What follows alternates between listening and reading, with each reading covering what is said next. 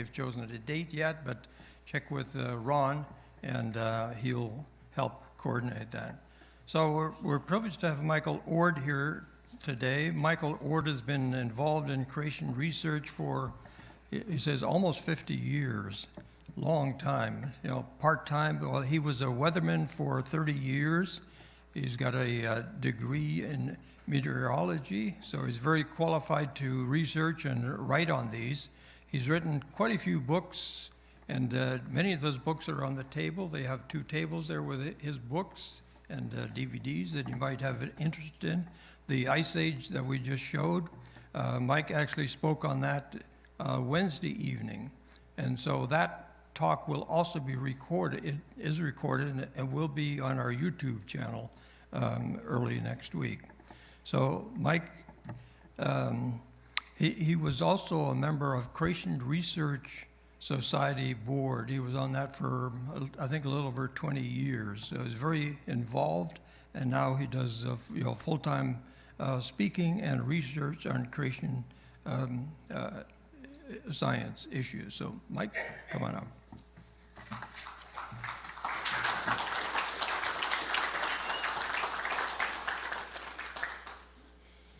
Ooh, yeah.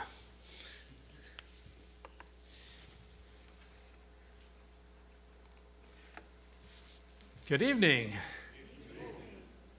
I enjoyed that little 2-minute blurb from ICR. That was good stuff. I'd never seen it. It was right on. Anyway, I live in Montana now. I've lived there for about 48 years, but I was born and raised in Seattle, Washington, relatives in Washington. So I go back and forth from there, and I'd go through the Channeled Scablands quite often. So with all of my kids in the car, I'd stop at a nice gravel pit or something like that.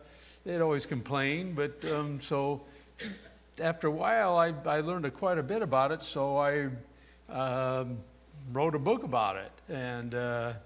And Kyle Justice recorded a DVD with me out in the field showing all this material. Anyway, but I'm going to focus in on this talk. The Lake Missoula flood is cool, but what does it teach us? What do we learn from probably the second largest flood to ever affect Earth, the Genesis flood being number one? What can we learn? So that's going to be kind of the focus as we get going. But first we got to talk about the Lake Missoula flood. So that's topic number one. What is the Lake Missoula flood? Was there more than one? How many have heard that there are more than one Lake Missoula floods? Just Ron? A few others? Okay, well, yeah, I'll get into that. Anyway, the two key points of all this is that it teaches us that secular scientists are blinded against catastrophic processes. They're not going to see evidence for the Genesis flood, which is abundant out there.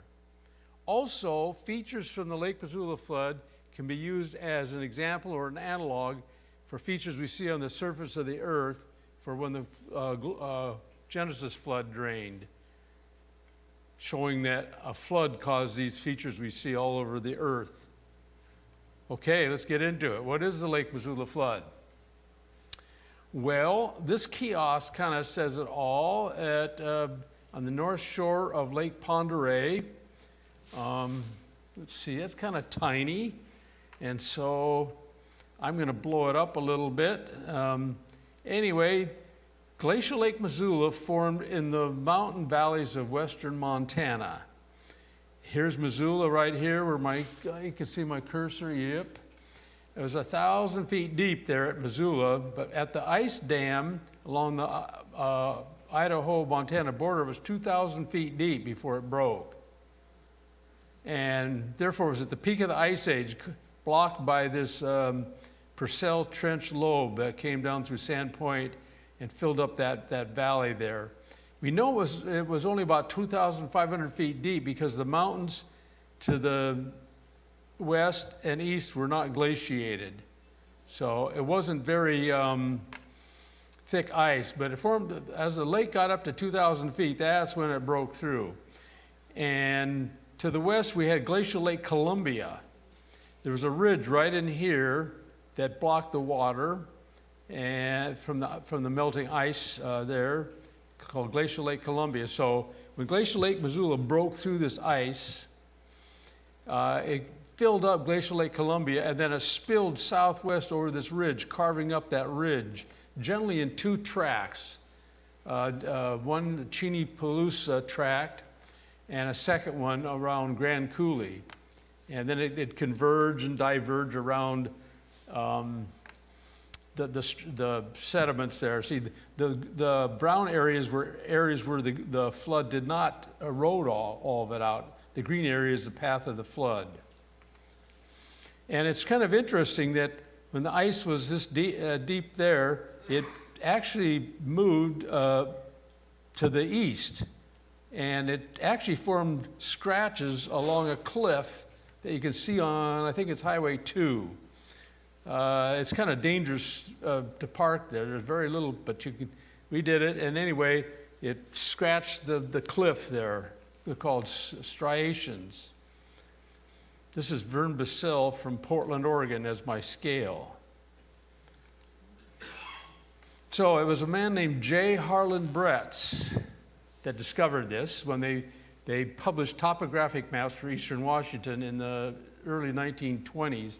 He was a science teacher at Franklin High School in Seattle, Washington, but he was getting his master's of geology from the University of Washington. He went on to get his PhD from the University of Chicago, but he saw a lot of odd features in eastern Washington that really caught his eye.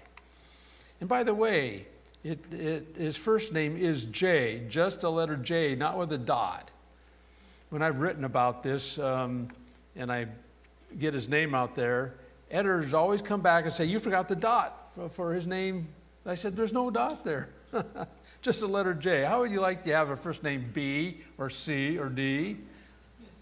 But J, that's not too bad, J-A-Y, so that's not as bad as B, C, D. Anyway, J. Harlan Bretz.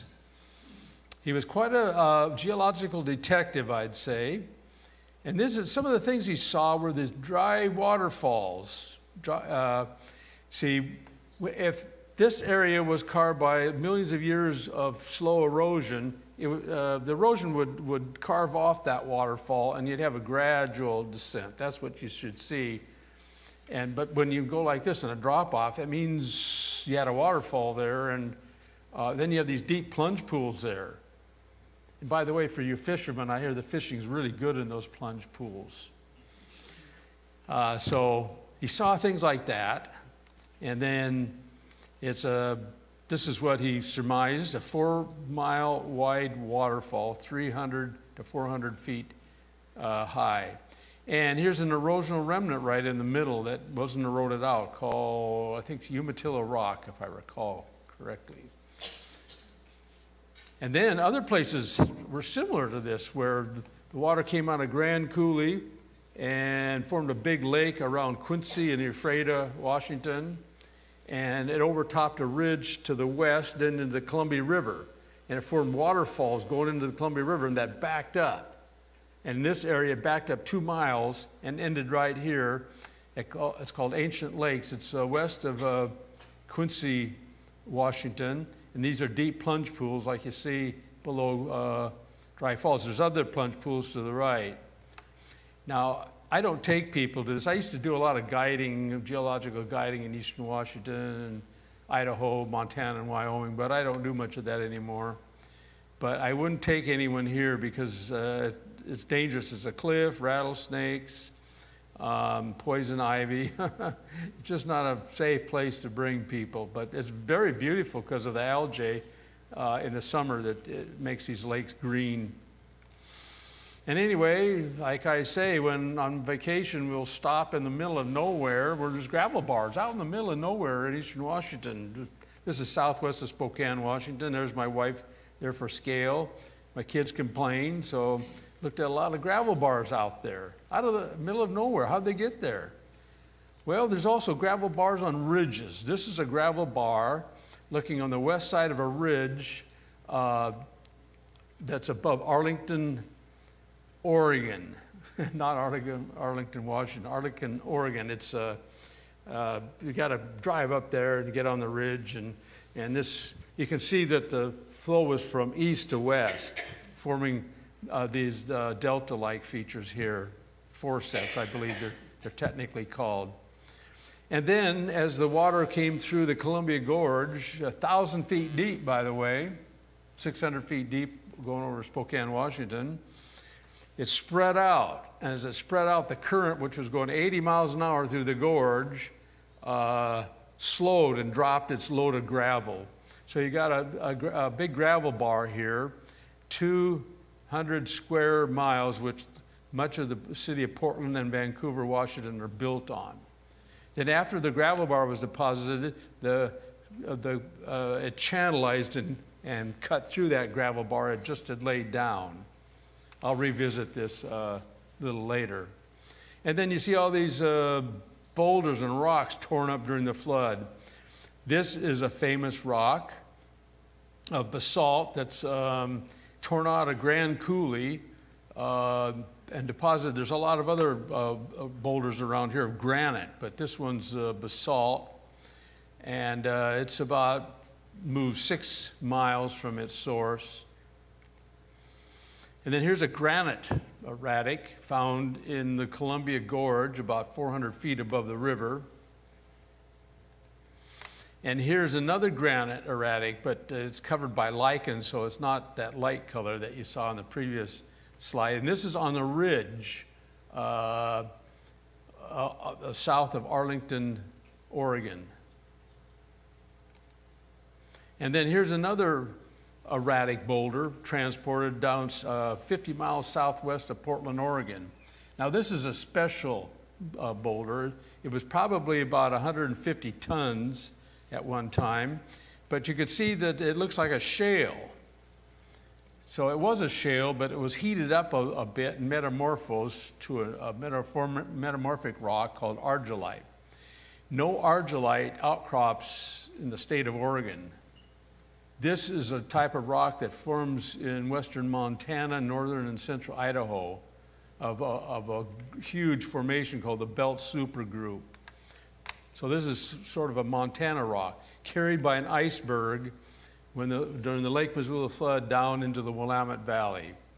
And the Willamette Valley has hundreds of these, mostly granite rocks, carried in icebergs that just spread into the Willamette Valley. See, as it went, it was 1,000 feet deep going through the Columbia Gorge. As it spread out, it was about 400 feet deep over what's now Portland, Oregon, and it backwashed up the Willamette Valley clear to Eugene.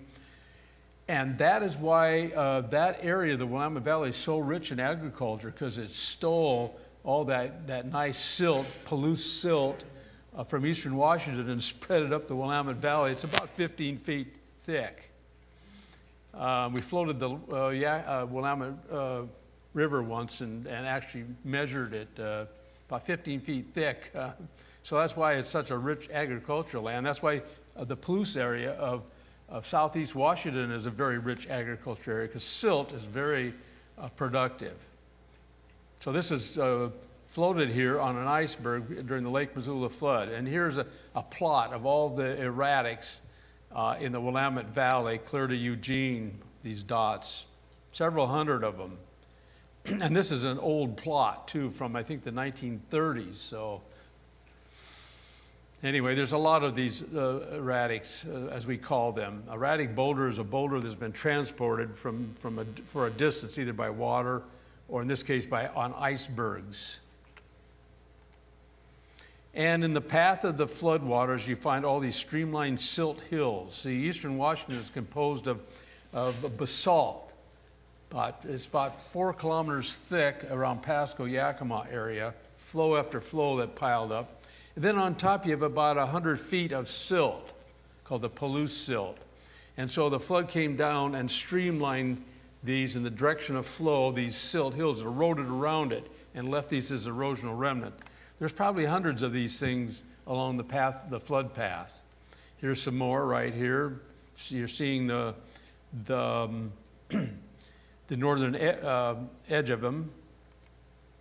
And then it cut the Columbia Gorge, the Grand Coulee Gorge, 900 feet deep in basalt lava in a matter of days. and it left an erosional remnant here called Steamboat Rock, which I'll point out a little later.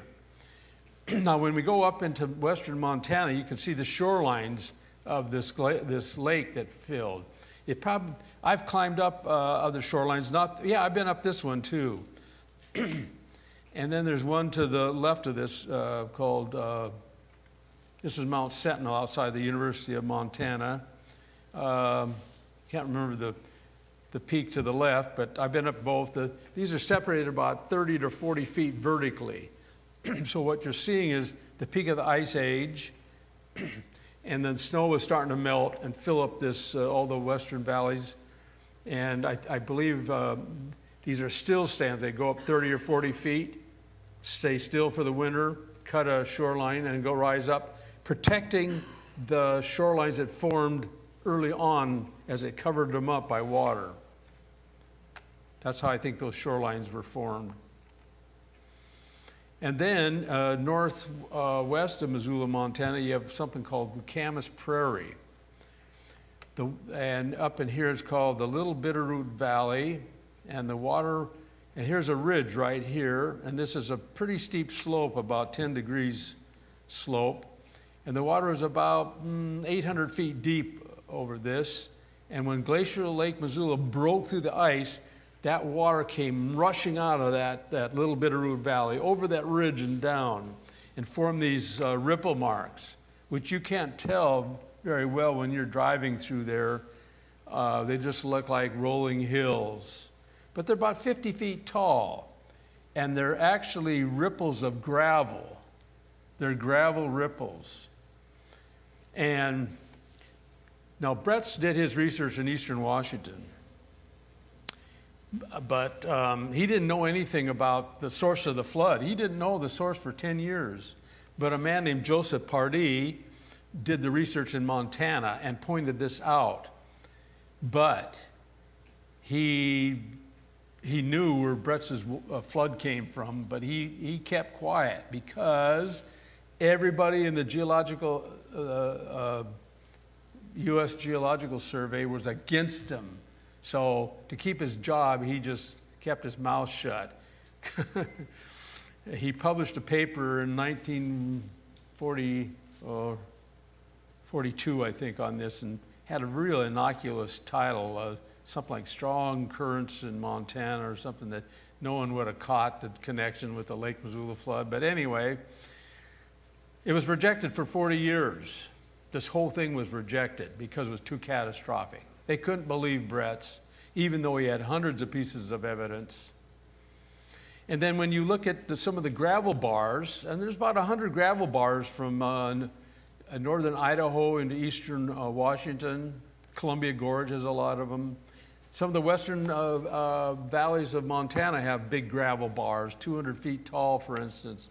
And on top of them, you a lot of times see ripple marks from the currents that form these gravel bars. And from space, you can see it pretty well. Here's the two tracks right here, the Grand Coulee one and the Cheney Palouse one. And there was a few other little ones that snaked around and converged. And down near Pasco, Washington, somewhere down in here, I think off the slide, the water couldn't get through the Wallula Gap. And so it formed an instant lake 600 feet deep in a matter of days. That lake only lasted 5 days. He even gave it a name, Lake Lewis. And there's Wallula Gap. It was actually more narrow. This is south of Pasco, Washington. And the water couldn't get through there, so it formed a lake 600 feet deep. And when it did that, the water backwashed up the Walla Walla and the Yakima River Valley and other valleys, forming pulses of sediment up these valleys and forming what's called rhythmites, which are generally rhythmic sedimentation of sand and silt, rhythmically repeating over and over, about 40 of them up these valleys. And there's a lot of controversy over the origin of those now, as I will get into. So that's the Lake Missoula flood. It finally drained through here, widened this Wallula Gap, and formed another lake around Umatilla. And then finally got through the Columbia Gorge, but it was 1,000 feet deep. So that's the Lake Missoula flood. And here are those rhythmites that formed, this is in the Walla Walla River Valley, about 100 feet of these things. And there's a man for scale. So these aren't little tiny things, these are pretty big. And they're rhythmic, very rhythmic. And Brett's felt that it was pulses going up because when you had this lake form, the water was coming in, but it was coming in, it was converging and diverging. Water was, so the level of the lake was going up and down like this. And when it goes up, it sends a pulse up the valley. And when it goes down, the pulse slows and the water comes back a little. And that's when it deposits each one of these layers right here. And these layers are generally layers of two subcouplets, sand and silt. I'll show you a picture. And by the way, you can't get into here without almost signing your life away now. They used to party around here, the college students, I think Walla Walla College, until some wise guy decided he was going to jump it with his motorcycle. And guess what? He didn't make it. And he probably should get what's called the Darwin Award. Have you heard of those? I don't know who started those things, but it's people that do stupid things and die, and their genes are excised out of the gene pool. It's rather a macabre type thing, but I don't know who's responsible for that. We aren't. Creation scientists aren't into this, but anyway, he did this, and because of that, the farm, Gardena Farms, closed it off. So only researchers or people that had a purpose, they would let in there after you signed no republic and hold harmless agreement. I don't know all the lawyer terms, but anyway, that is the Lake Missoula flood. Okay, how many Lake Missoula floods? Well, a man named Richard Waite in the 1980s discovered an ash layer in those rhythmites near the top. Near the top, right, bought it right in there, and there it is right there. And that ash they discovered was from Mount St. Helens. Now, Mount St. Helens has an eruption approximately every 125 years, so it erupts fairly frequently as volcanoes go. And so he tried to be logical about this and said, well, the eruption of Mount St. Helens once every 125 years is a pretty rare event. So is one Lake Missoula flood, which is what J. Harlan Brett said. What's the odds of two rare events coming together at the same time? He said, nil. That can't be. So therefore, each of those rhythmites you saw had to be a separate flood, where the flood laid down that rhythmite and it sat for 50 years. Then ash formed on one of them like that, and the next one came and covered it up. So every one of those rhythmites you saw, about 40 of them, became a separate Lake Missoula flood. So there's 40 of them. And then they went to someplace north of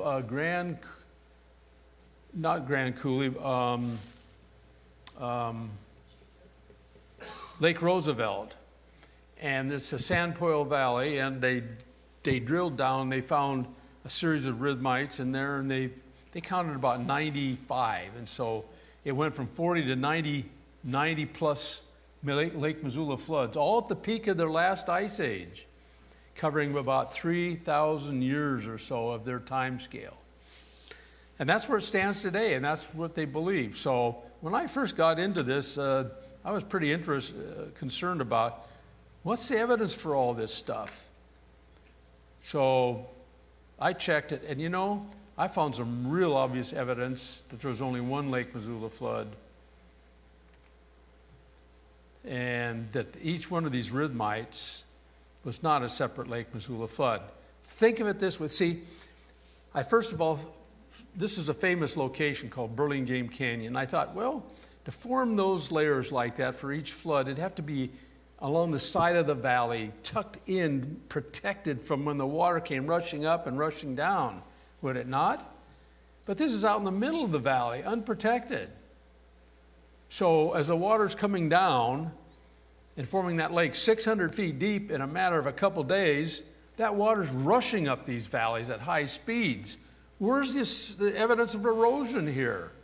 It's not protected. It should have eroded all this material out if it was a single, multiple floods. So that really got me going. How could they miss something like that? So, and here's the volcanic, this is the Yakima River Valley. This is the Yakima River down here. Here's the volcanic ash near the top. Don't let me forget to explain how that got there, because in the last time I gave this talk, I forgot. So, anyway, maybe I'll say it now before I forget. So, you got two unique events. Well, I did some research and found out that when you form lakes really quick, like filling up a reservoir, you cause earthquakes. In India, they filled up a reservoir and they had a lot of earthquakes, up to 6 point something, killing people. Also, earthquakes are known to set off volcanic eruptions that are ready to erupt within a radius of maybe 500 miles. So you form an instant lake. This lake only lasted 5 days, 600 feet deep suddenly. Pressed down, earthquakes. Earthquakes set off Mount St. Helens, and it goes off and sends ash towards the top of the rhythmites, which is very significant. It's near the top. So that's how you would explain the ash near the top of these rhythmites. Now, these rhythmites aren't very clear because they've weathered a lot, so they're not like the ones you see in Burlingame Canyon. And by the way, Burlingame Canyon was formed in 6 days. That material is so soft that what happened was there was a big windstorm in the Walla Walla area, and see, that ridge is in the middle of the valley, and they have an irrigation ditch on the top of all these rhythmites for about 20 miles from Walla Walla down to the west. And the wind produced all these tumbleweeds, and it filled up the irrigation ditch, and it was going to flood all these fields. So they said, we can't have that, but they had a bleed-off ditch.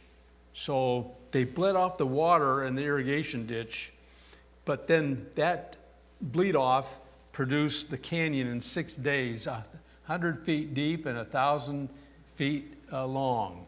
Burlingame Canyon was formed in 6 days. That's how soft this material is.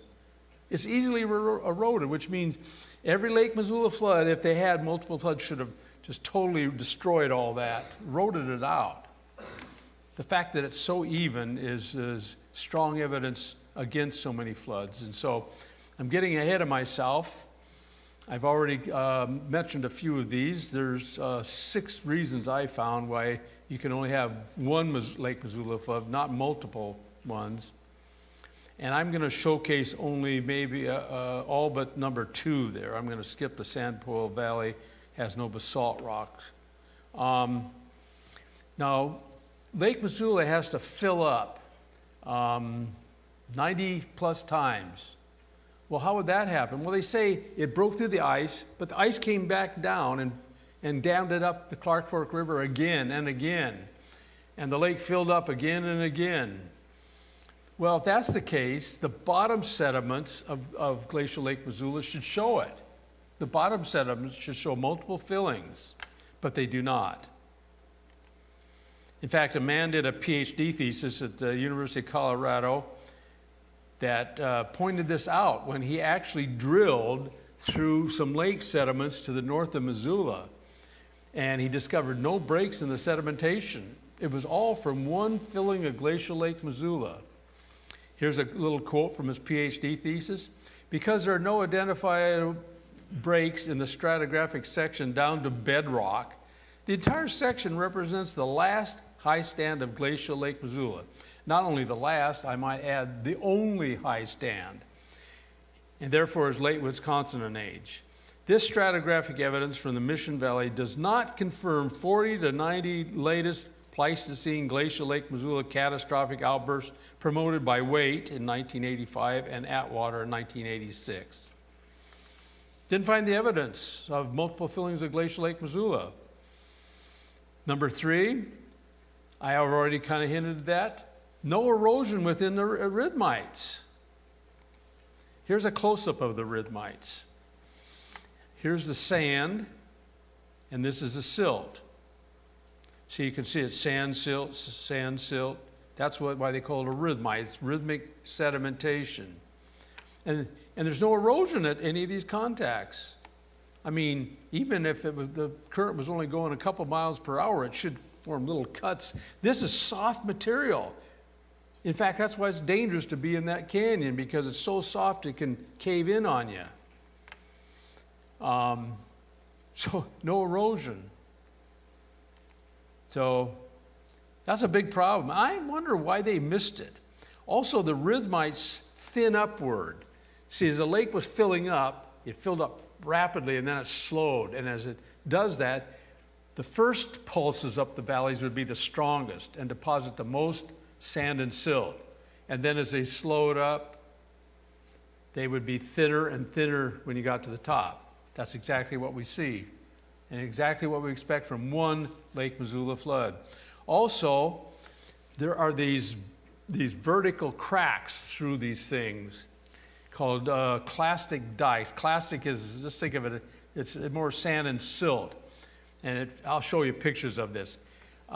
If these were separate floods, these clastic dikes should be just the length of one rhythmite and stop at the top. Then 50 years later, you form the next rhythmite, and you form more of these things. So they should be totally separate. Each one should only be in one rhythmite and happen multiple times. But when they go from the bottom to the top, that shows the whole sequence is deposited all at once. And it's a dewatering sequence, meaning that the lake was probably 500 feet deep over Burlingame Canyon. And so, and these are wet sediments. But when the lake suddenly just dropped 500 feet in a matter of probably 1 or 2 days, you got all that pressure of water underneath.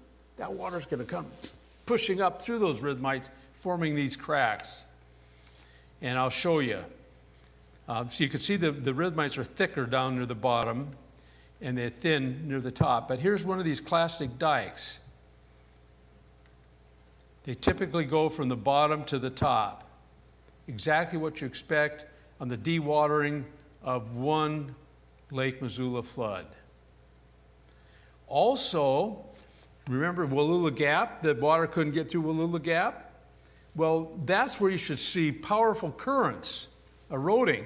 But you know, there's rhythmites near the entrance of Wallula Gap that are still there. Why weren't they totally eroded out? That's the last thing I'm going to show. Rhythmites in front of Wallula Gap, and here they are. They're not very clear looking because they've done a lot of weathering, but if they'd look like the Burlingame Canyon if you can wipe away all that weathering and get a slice. And here's a classic dike, see, right in here and up in here. They're all through this. So the evidence to me is obvious, only one Lake Missoula flood. And 8 geologists from the University of Alberta in Edmonton, John Shaw, came down in 1998 to examine it because they heard about the multiple floods. So they wanted to find out whether Bretz was right or Richard Waite was right, who postulated 40 and Richard Atwater up to 90. Anyway, they examined everything and they came back and published it in this journal called Geology, which is one of the most read geological journals in the world in geology. And they concluded that Bretz was right. The evidence says only one flood. Recent sedimentary investigations of some sites in the Missoula Basin and in the Channeled Scabland support a single large Lake Wisconsin flood as opposed to multiple floods proposed for this time. That's the name of that article, the Channeled Scabland, back to Bretz. So all those people they believe are wrong. And they were independent. They could have gone either way. They had no stake in it. So the third thing I'm going to talk about, the third out of four things, is secular scientists are biased against catastrophic processes. What does the Lake Missoula flood teach us?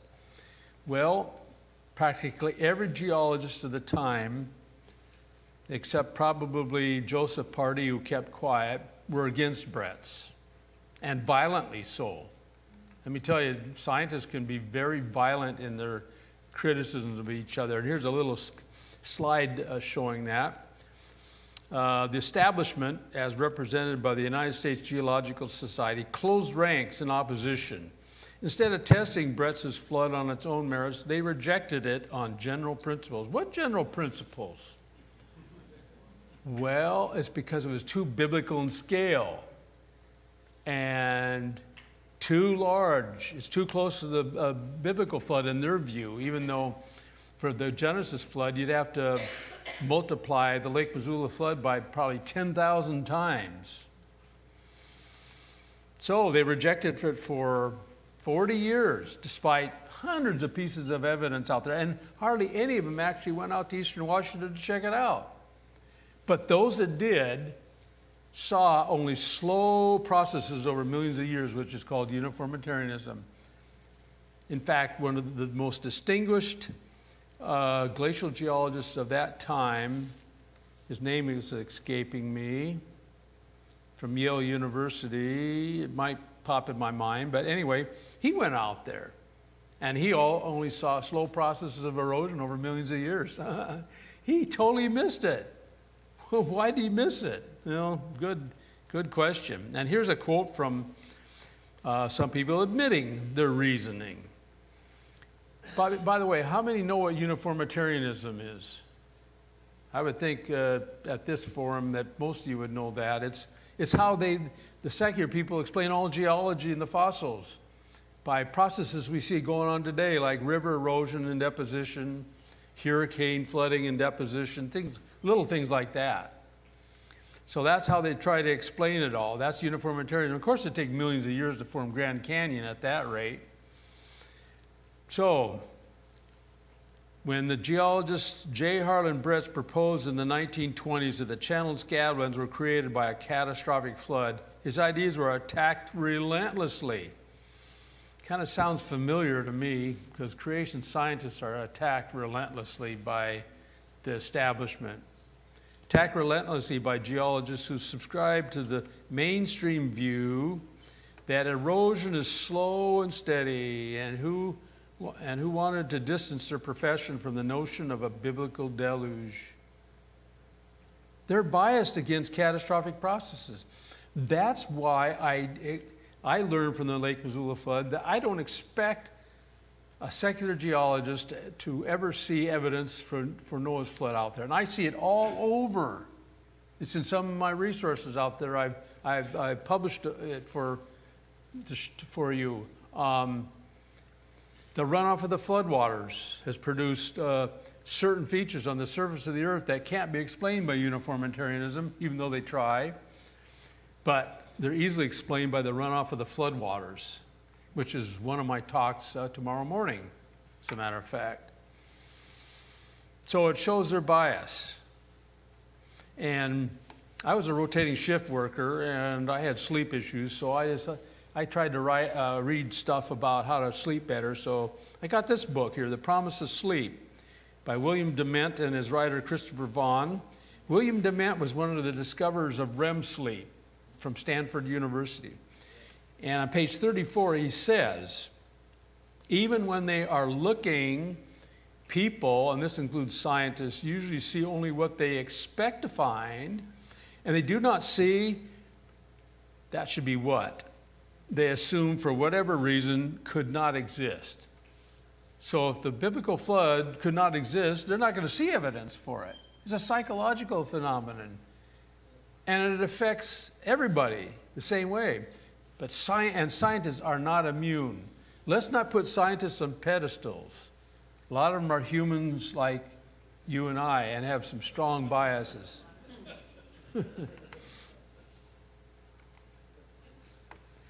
Also, the Lake Missoula flood, being the second largest flood, can be used as an analog to understand what happened in Noah's flood.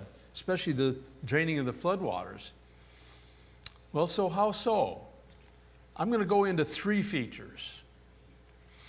The Lake Missoula flood created erosional remnants because it didn't erode everything out. It left a few remnants like Umatilla rock at Dry Falls, Steamboat Rock in the upper Grand Coulee. Also created what's called water and wind gaps. Now, how many of you know what a water gap is? Okay, good. Some of you, I'm glad to see that. Also, it can be an analog for the rapid deposition of the continental shelf and the subsequent submarine canyons formed in that shelf. Okay, let's flesh that out. Floods do not erode everything flat. This is a flash flood in a field in South Africa. And it eroded the field, but it left erosional remnants, some tall, some small.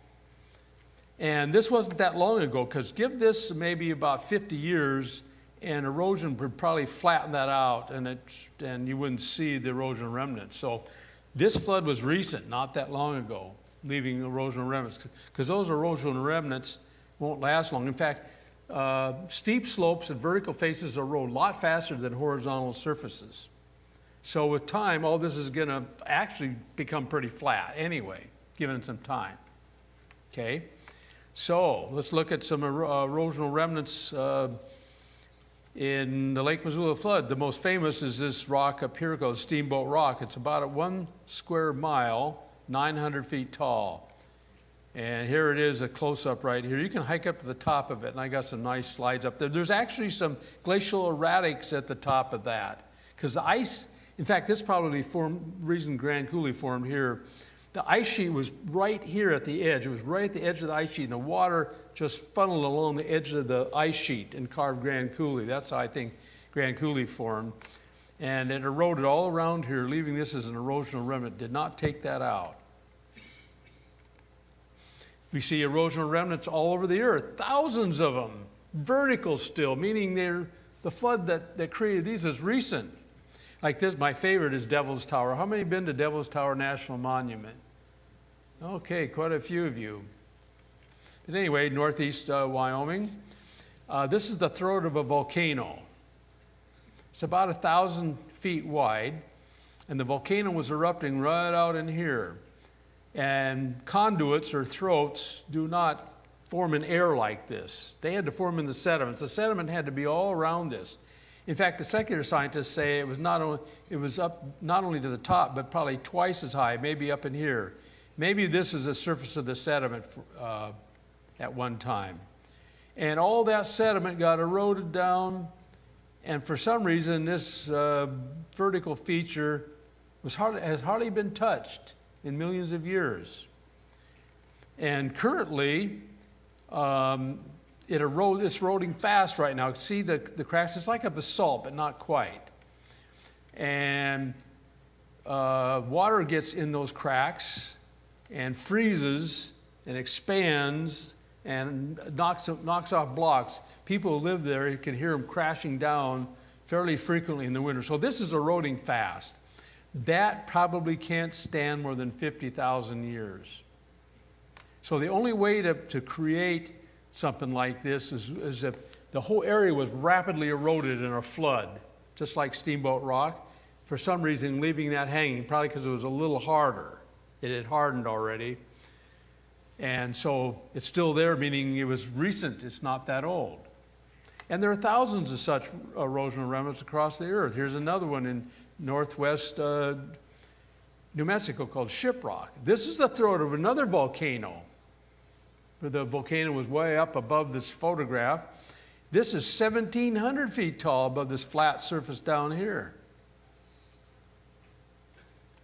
Kind of to show you what's going on. Now remember, there's thousands of these globally.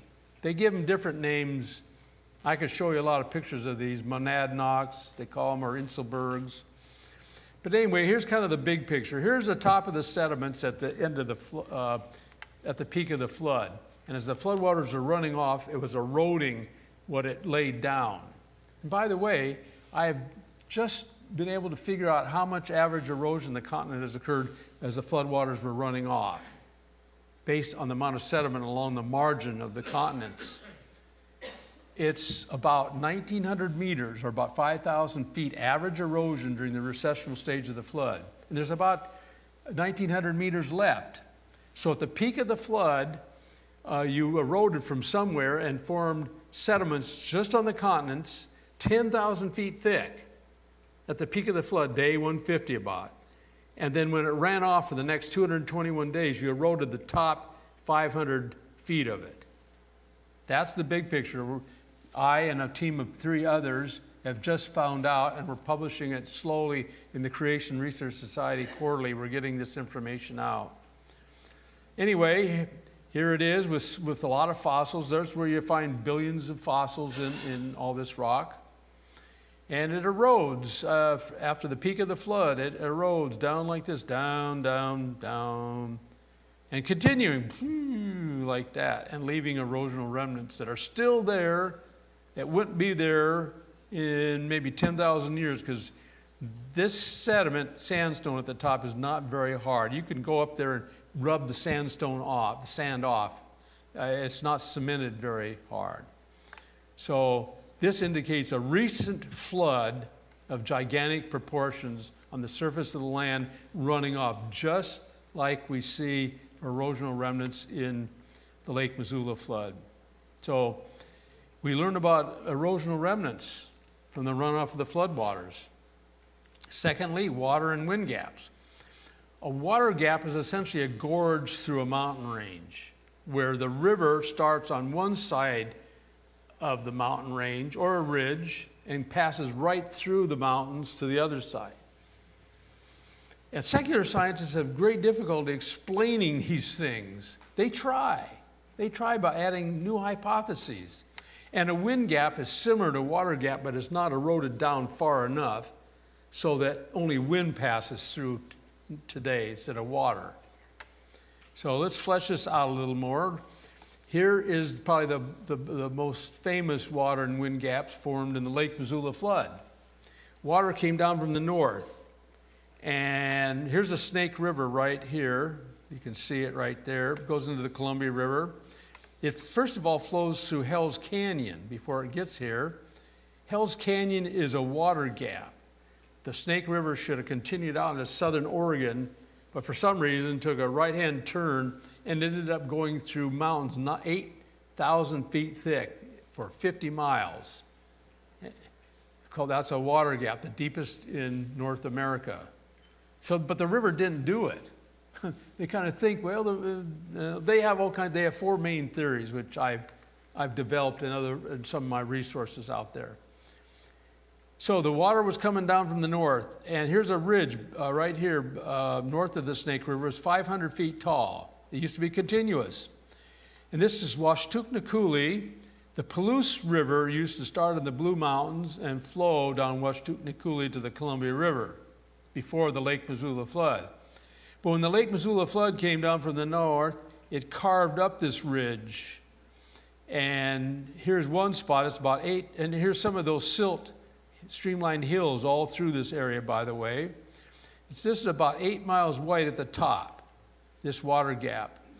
And by the time it eroded a lot and down into the basalt, it became a narrow canyon and ended up in the Snake River. So after the Lake Missoula flood, the Palouse River, instead of continuing down Washtucknacoolie like before, it took a left-hand turn and went through that newly created water gap into the Snake River.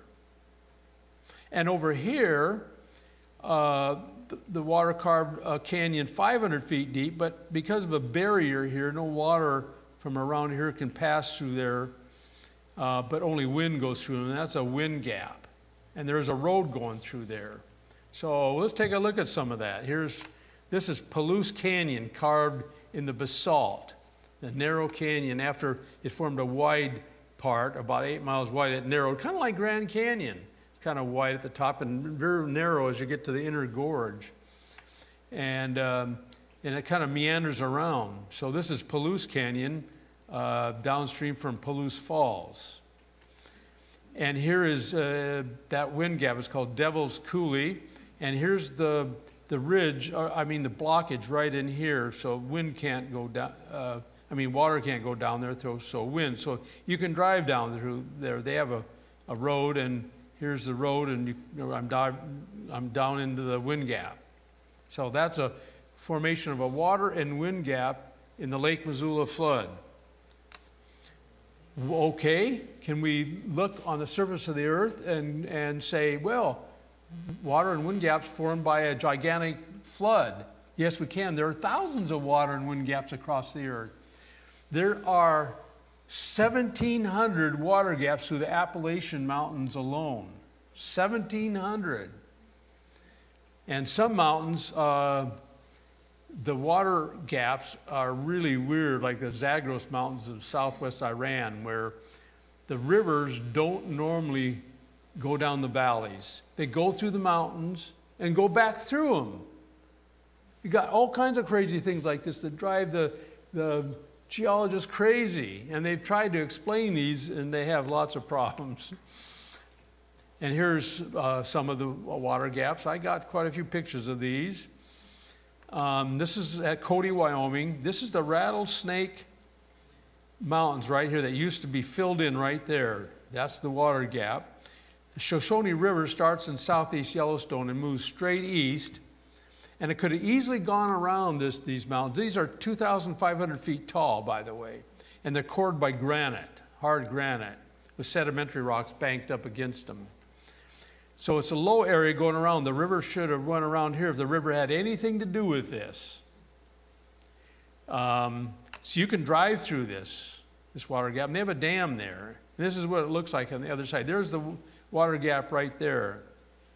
And it's so low that when the sediments were a little higher in this valley, the water should have went out that way and around these mountains. But instead, it went straight east. Nothing seemed to stop it from going straight east and cutting right through here if the river did it. But the river didn't do it. Rivers don't flow uphill and down, do they?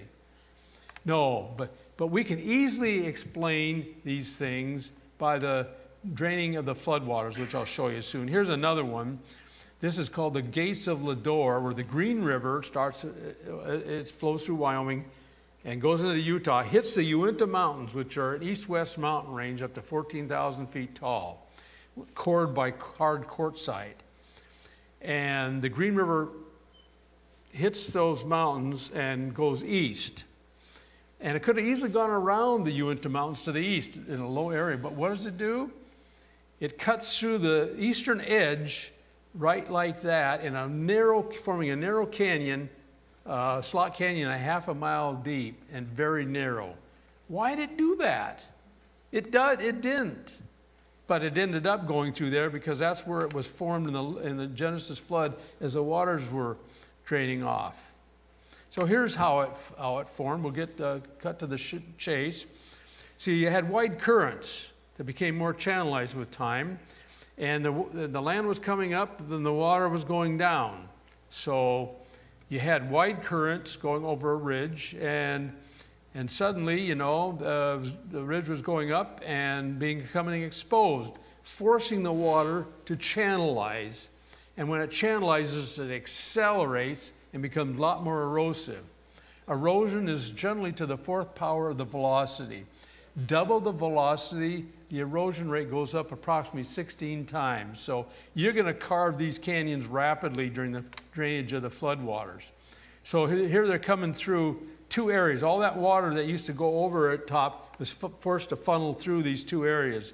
And so as it continues, it carves these deep canyons quickly. And for some reason, this gives up, maybe because the water shifted or some tectonic thing, but so it all ended up going through here. And at the end, that's what it looked like, a gorge, and the water went through this one here, but this wasn't deep enough, so wind went through here, forming water and wind gaps. And like I said, there's thousands of these on the surface of the earth. And they formed during the Lake Missoula flood, and it shows that a large flood will create water and wind gaps on the surface as the waters were draining off. Third, I believe we have an analog or example of a rapid deposition of the continental shelf. See, all this erosion, 1,900 meters of erosion, piled up along the continental shelf where the current slowed down. Some of that sediments along the continental shelf are up to over 12 miles thick. In many places, East Coast, off the East Coast, Gulf of Mexico, the Arctic Ocean continental shelf has sediments about 12 miles thick. So a lot of areas have thick sediments, and when you add them all up and put it back on the continent at the peak of the flood, you get 1,900 more meters on there, about 5,000 feet. I think an analog for the formation of the continental shelf and then the submarine canyons that are cut perpendicular to them is what we see in this slide right here. The water came through the Columbia Gorge 80 miles an hour, 1,000 feet deep, spread out. And when it spread out, it dropped its load of debris, which in this case were rocks that big, some of them. And this delta, they call it the Portland Delta, is 200 square miles, 300 feet thick. That Vancouver and Portland are mainly. And then finally, after it laid all that stuff, the water came down and it channelized more, forming the Columbia River Channel, which can be an analog for a submarine canyon. There are quite a few submarine canyons on Earth. One of the most famous one is Monterey Canyon. See these flat sediments here? That's the continental shelf, formed by rapid currents coming off the continents, forming the continental shelf quickly. And then focus flow carved this canyon, which is as deep as Grand Canyon. Doesn't look like it. And it meanders like this. And this is Carmel Canyon that joins it. So it's as deep as Grand Canyon. And there are hundreds of these carved perpendicular to the continental shelf. And I believe the Portland Delta and the Columbia River carving through it afterwards are an analog of forming the continental shelf and the submarine canyon through it. So in summary, there are hundreds of pieces of evidence for the Lake Missoula flood. Hundreds. There was only one Lake Missoula flood. Committed secular scientists will have great difficulty seeing evidence for Noah's flood because of their strong bias. I don't expect them, hardly any of them, to ever see much evidence for the Genesis flood, but I see it everywhere. Once you tune your mind to it, what to look for, you can see it yourself as you travel around. And that's why I wrote that one resource, Biblical Geology 101, to teach basic geology to people so they can see the geological features for themselves. It's especially in geology where they put it over on us, evolution, by saying the fossils show simple to complex with time, and millions of years are there, etc. That's especially where they put the idea of evolution and millions of years over on us. We also learn about catastrophic processes. And we can understand rapid erosion. 50 cubic miles of material eroded from eastern Washington. 50 cubic miles. Hard basalt and soft silt. Just think if you can multiply the Lake Missoula flood by 10,000 times, then you get an idea what the Genesis flood did for the whole globe. We can understand many enigmatic features on Earth's surface, like water and wind gaps, erosional remnants, and other features which I haven't shown you, uniquely caused by the Genesis flood. Concluding thought, Lake Missoula flood is based on the Ice Age. There was an Ice Age that was based on the flood, as that ICR little video showed. The flood caused a radical climate change for the Ice Age, and the peak of the Ice Age, we have the Lake Missoula flood. Therefore, the flood, one of the most despised events by the culture, is a real event of the past. Therefore, it is easy to believe the whole Bible, which tells us how to live here on earth and how to go to heaven. What does that look like, how to go to heaven? Well, I think you can summarize the New Testament in this one verse. If you confess with your mouth that Jesus is Lord and believe in your heart that God raised him from the dead, you will be saved. Now, this is not intellectual assent. These are commitment words. Confess with your mouth, Jesus is Lord, your Lord. And believe in your heart.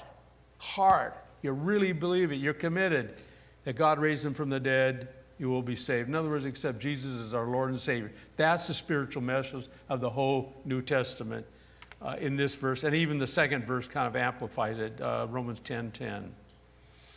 But anyway, you saw a lot of resources out there. And the reason we write those is because evolution in millions of years is throughout all intellectual endeavors of this society.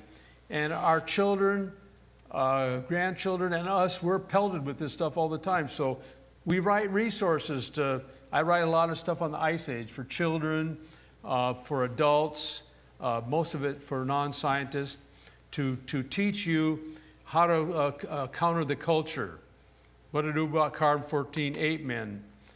So I'm going to showcase a few of my resources. Kyle Justice, who used to live in this great state until it got too political, I actually moved to Virginia, has done 3 DVDs with me out in the field. I show you the features of the Lake Missoula flood in this DVD, but I have one on the Ice Age and also the runoff of the floodwaters. The Great Missoula Flood, and I also have a book on this topic you can look at back in the resources. And of course, my main book for non-scientists on the Ice Age and the woolly mammoth. What happened to the woolly mammoth? What about those millions of woolly mammoths in Siberia? Anyway, my main book on that is called Frozen in Time, the Woolly Mammoth, the Ice Age, and the Bible. Okay, what? And my most recent book with Rob Carter, we want to teach people about basic geology so you can see for yourself the geology, that there's a powerful amount of evidence out there called Biblical Geology 101. And we've written some children's book teaching geology and dinosaurs, exploring geology with Mr. Hibb. Mr. Hibb's an intelligent grasshopper that makes it a fun read for young people, maybe as young as 4th or 5th grade. But even for adults that want something really easy, it can be pretty good. And of course, my second to last book, a pastor came up to me. See, we have several resources on dating methods and millions of years, but they've told me these are way too complicated, which they were. So I attempted to write one for their sake for a layman with no science background. That was the goal, no science background. So it's a deep time deception, examining the case for millions of years. My title was the subtitle, examining the case for millions of years. But the publisher said, that's too lame of a title. Let's get something more pizzazz. That's rather in-your-face title. But anyway, it goes through these dating methods, carbon-14, etc. And of course, for those that still are wondering about evolution, this famous great DVD and book by Creation Ministries International features 15 PhD scientists showing 8 Achilles heels of evolution. Achilles, notice it's plural, Achilles heels. In other words, these are 8 fatal flaws to evolution in these. This is, since I don't really write on evolution itself, I'm using this. I got this because I need an evolution book, so a lot of people are hung up on it. So I'm going to leave you with this last verse. Your faith should not rest on the wisdom of men. 1 Corinthians 2:5. Evolution in millions of years is the explanation of how we got here without God. Our faith should not rest on that, but on the power of God. So I thank you, and we have about 50 minutes for questions. And what's on your mind?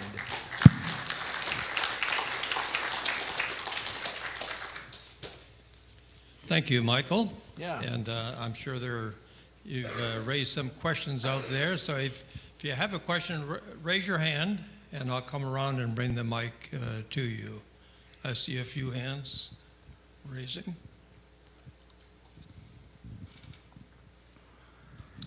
Thank you so much for being here.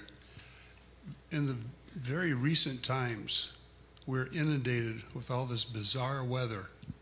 Oh, okay. So, you being a meteorologist for 30 years, figure you have to have some opinions. I mean, just the things that you can see, the chemtrails activities now are just so much more prevalent, than what they ever were. You used to see simple things, now you see complex. And all the floods where there wasn't floods before, all the droughts where there weren't droughts before, all of this. Well, there's been a little global warming. I actually have a DVD out there you can get on Is Man the Cause of Global Warming? And yeah, partly, but global warming is only about 1 degree centigrade in about 160 years. And you can show there's natural processes of climate change.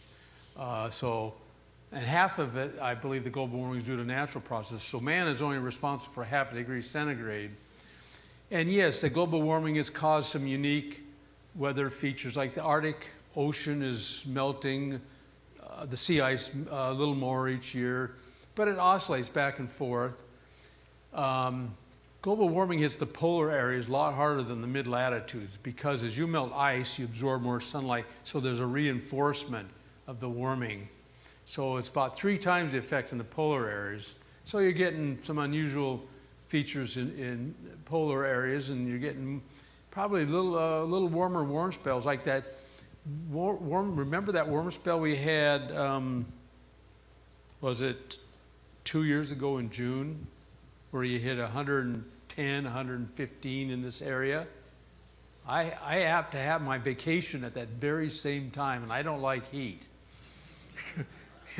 That was extremely unusual. That has never happened before. But you know, the weather models forecast it 5 days in advance, which really impressed me a lot. Probably a bubble of that hot air from around southwest Arizona came up and parked over here with a nearly stationary upper ridge. So yeah, there's more unusual features, but there's other features that say that not due to global warming. For instance, in Bozeman, Montana, right around Christmas time, we hit 45 below zero. That was 1 degree from our record low of all times. So we have those sorts of things. So it's really a big question of whether you can blame hurricanes and other storms on global warming. Some say you can't, others say you can. If you research this, you got to really dig into this and look at his historical storms and things like this. There's a lot of propaganda and misinformation on that topic alone. And yes, there are a few crazy things. And California was in a drought for quite a while, and then suddenly the floods come. But I forecast the weather down there for 4 years, and it's either you're in a drought or you're in a flood down there. It's either one or the other. And it's because of the large-scale weather patterns. Whether you're in El Nino or not was a big thing. So those are some of the features, because that's a complex question you asked, and I can only add a few things like that at this point. Okay, another question here. Thank you for coming tonight. I always appreciate your research.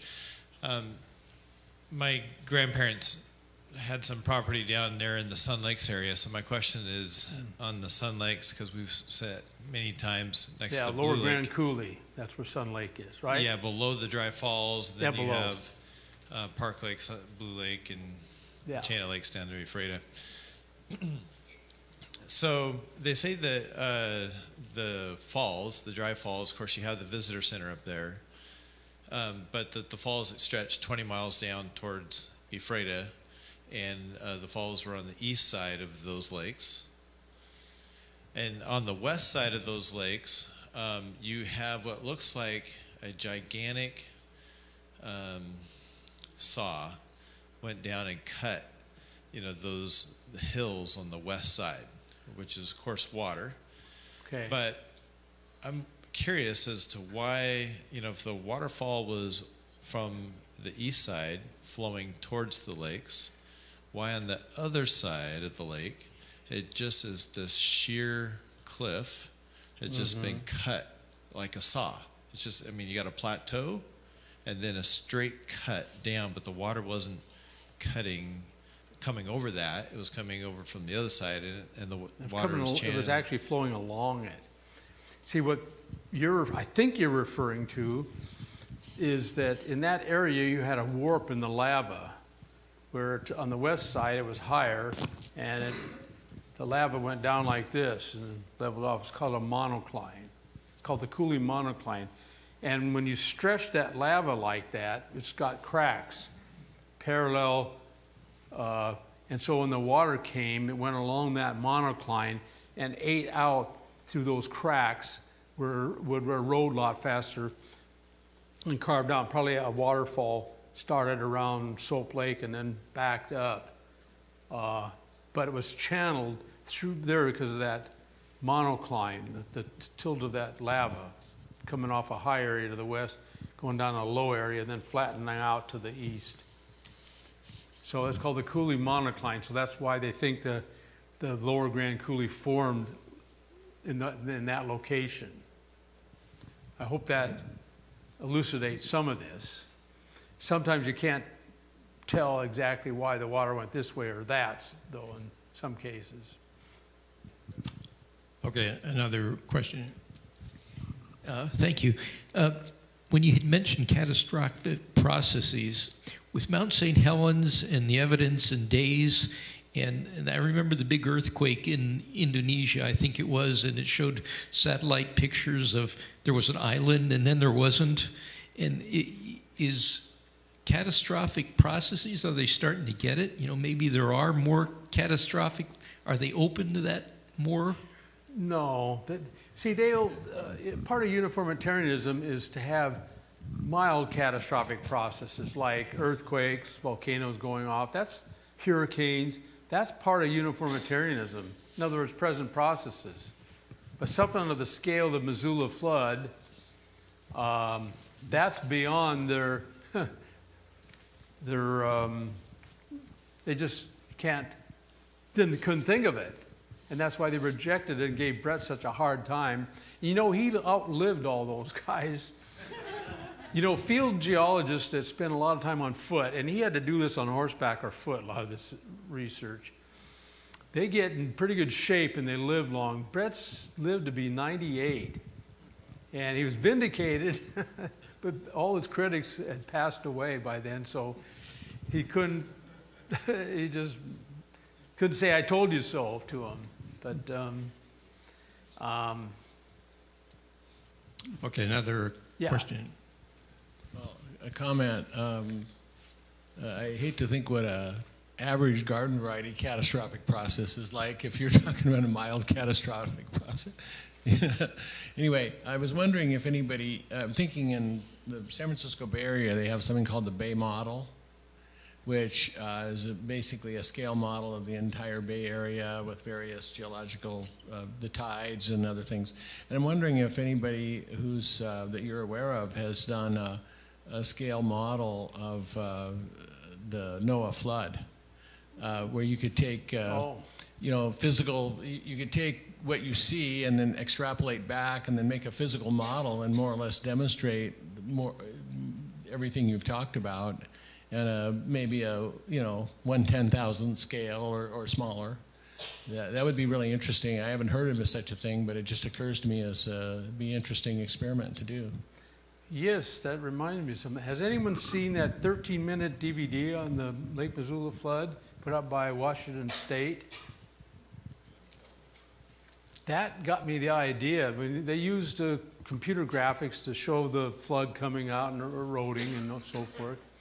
It was pretty impressive, and I always thought to myself, I'd like to make something like that about the Genesis flood, a computer animation of various processes from beginning to end. But I'd like to see a real physical model. by a physical model, what do you mean? A computer model or? No, I've done computer models. I know how farcical they can be. I've done computer models too. Right. Garbage in, garbage out. Yeah. So no, I mean a real physical model. You need a flume. Are you talking about a flume? Yeah, or just some kind of physical setup the size of a theater or something. Just take a portion, sample their sizes, and just deluge it with water and see what happens. And I think it'll That's like a giant flume. Yeah, I think it'll demonstrate everything you talk about. yeah. They've done it on a small scale. I think secular people trying to explain water and wind gaps. I've seen a few of those, but you're talking about like a room this big and let the water go and see. Well, I'd like to see anything like that. It's just it hasn't happened for obvious reasons. Because it takes some big bucks for one thing, and I mean, we don't get government funding. No, I understand. Yeah. But there are smart people with lots of money who might be interested. Yeah, it's within the realm of possibilities. I was thinking more of a movie, computer animated movie. Like you said, garbage, you have to be careful about that. Right. But even simple processes with water, I hear, are pretty difficult to simulate on a computer. From my son has been into a lot of graphics, and he says this is still pretty hard. And if you can't get water down too well, you know, that's going to be a big problem in getting the flood simulated on a computer. But a big room like this with a flume and let it flow down like that, and maybe lift up a mountain range and see the water flowing into it and forming a water and wind gaps, and that's feasible. I think it's simpler and more convincing if you could demonstrate it in the real world, 3 dimensions, with the actual material. Yeah, yep. Computers are way more limited than They are. Yeah, I've thought about things like that. That's why I've thought of we need a big flume. But you're thinking of something bigger than a flume, I think. But yeah, I've thought of those, but it just at this point, I couldn't do it. Okay, well, thank you for answering those questions, and you'll be available to for other questions that people might have. So let's give Michael another hand for that. Thank you.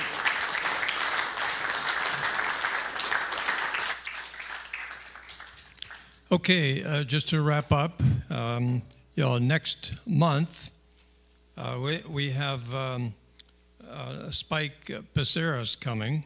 Spike has been here before. He's an engineer, and he's done these 3 DVDs on astronomy, which a lot of people have an interest in. And so he's going to be speaking here on one of the hardest questions for creationists and for secular science to answer is this whole issue about distant starlight. And so he's going to relate, what the Bible says on this issue to what we see out there. So that'll be on Friday, May the 19th. The day before, we've actually invited him to speak at Cornerstone on one of his DVDs, actually the first DVD on the solar system. So if you have an interest in that, that will be up on our website, both of these talks, and with all the details. So remind you that if you have an interest or you know of some people in your churches that might be interested in doing a tour of this area that Michael was talking about, go see Ron Payne afterwards. And the other thing is tomorrow morning we have the mini conference in Snohomish. It's not all that far from here. Just go straight down Highway 9. There's no traffic Saturday morning, so nothing to worry about there. So he'll have 2 lectures between 9 and noon, and also answer some other questions that people may have. And then Saturday night for youth that have an interest in this question of is evolution a fact or is it just a philosophy? And Michael will address that issue on Saturday night at Lake Stevens Calvary Chapel, also on Highway 9, and that's also very close to here. So if you know youth, whether in this church or your church, that might have an interest in the discussion of that, keep that in mind. So the back table, there's a lot of flyers on upcoming meetings and other events you may want more information about. And of course, this is all on our website as well. And the way we support this ministry, of course, is through donations. And we provide 2 donation boxes at the back if you care to contribute to the ministry. And also we have a donation button on the website. Just bring up the apologeticsforum.org website. And there, just hit the donate button, credit card, PayPal, whatever. Okay? So with that, and one last thing, there's a sign-up sheet. I know most of you are already on our mailing list, but if not, there's a sign-up sheet on the back table. Add your name and email, and you'll get informed as new information becomes available. So let me close in a word of prayer, and we'll be dismissed. Father, we thank you for this time. We thank you for Michael's ministry and the knowledge that you have given him from all these studies over the last so many years, Lord, in the books that he's written, that he confirms the truth of what is in your word. And we just thank you for that. And we just pray that you just bless his ministry continually and bless the results of this meeting. In Jesus' name we pray.